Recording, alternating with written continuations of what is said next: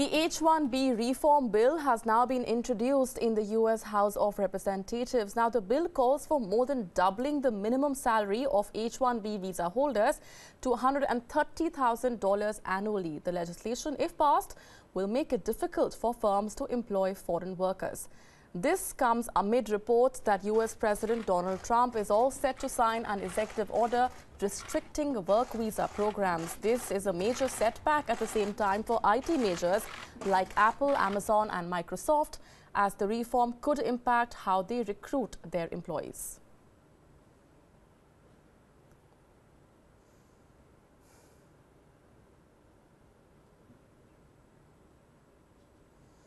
Earlier, we spoke to NASSCOM Chief R. Chandrasekhar and asked him how this move would impact the industry. Let's take a listen in. You know, as you said, this bill has just been introduced. So I think we should recognize that there is a very long road between the introduction of a bill and the passage of that bill, number one. The second is that, you know, this is not the first and it's not going to be the last either.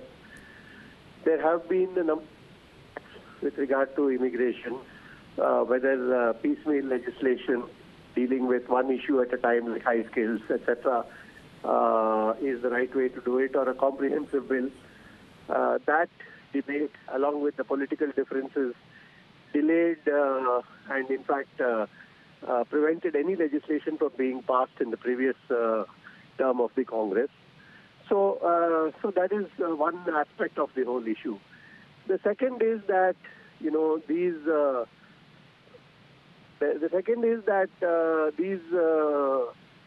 bills are often introduced to state a political position by the proponent of the bill, and may or may not actually see a final passage.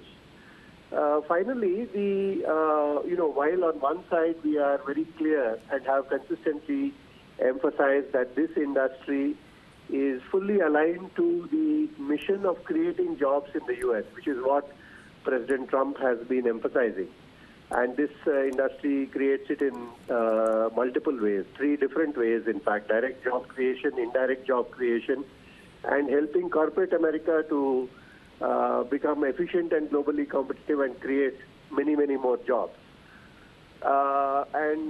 Despite that, and the fact that this industry has also contributed enormously to the U.S. economy in many ways, if there is a belief in some quarters that people coming in at a certain wage level under the H-1B visa are hurt the prospects of American workers, then I think these bills do not even address that problem, because on the one hand, they say that H-1B visa workers should be paid a minimum wage of, you know, 100,000 or 130,000, whatever.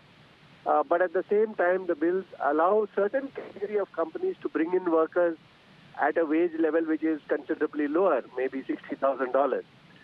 So it really defies imagination as to how any of these bills actually protect American workers.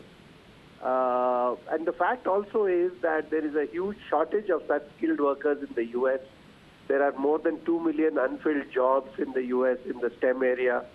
This number is rising with every year. And if you look at even the enrollment in universities, 50% of the enrollment in these areas are of foreigners. So there is really no way in which the gaps in skilled workers being available in the U.S. can be met in the short run. There are far deeper problems that prevent immediate solution.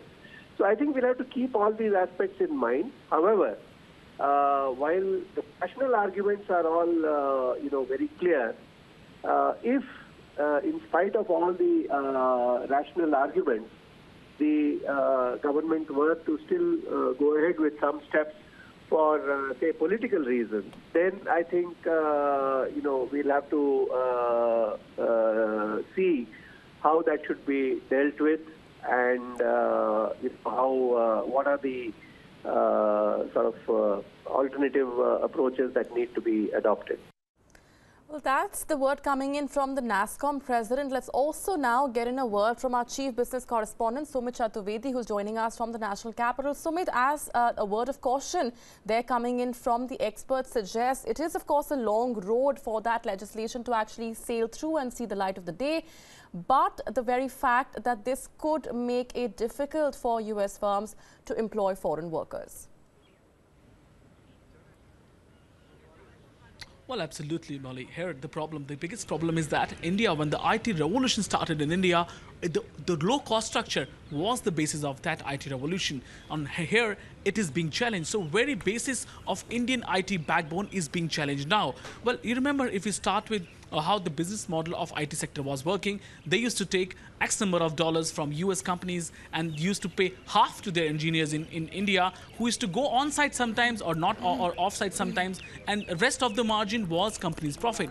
Here, when the whole overall salary is doubled, they won't have any margin, or their customers won't increase the orders by that much of amount of money. So clearly the whole business model of IT industry is being challenged through this bill.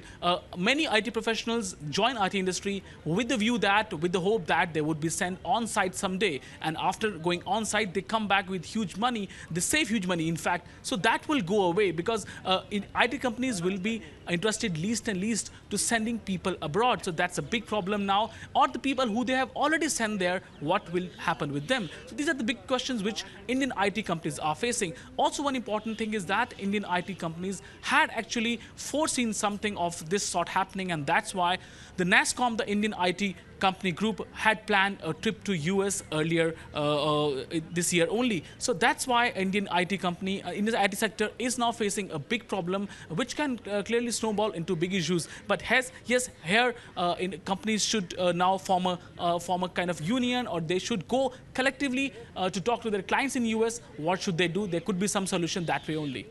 All right, so the move would definitely significantly change things for the IT sector. In fact, we've seen the sector reacting sharply already, with the IT company stocks falling by up to 9% already, with that news of that legislation being introduced coming in. On that note, thanks very much, Sumit Chaturvedi, for getting us the latest on that front. We'll, of course, keep coming back to you.